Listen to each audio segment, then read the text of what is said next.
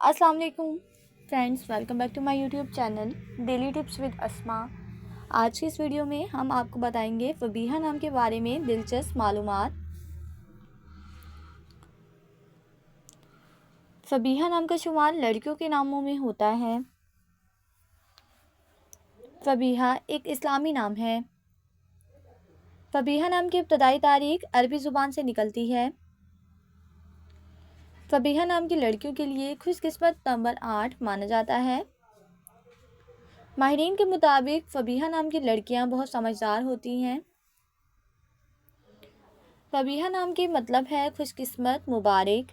फबीहा नाम की लड़कियों के लिए खुशकिस्मत दिनों में मंगल और एतवार का दिन शामिल है।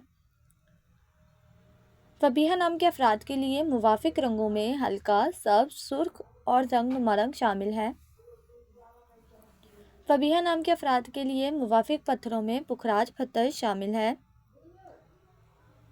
खुशकिस्मती वाली धातु में हिंसों के हिसाब से तांबा शामिल है। फ्रेंड्स, अगर आप अपने नाम का मतलब जानना चाहते हैं तो कमेंट बॉक्स में अपना नाम लिखें। इंशाल्लाह हम आपके नाम की वीडियो ज़रूर बनाएंगे। Thanks for watching. अल्लाह हाफिज़।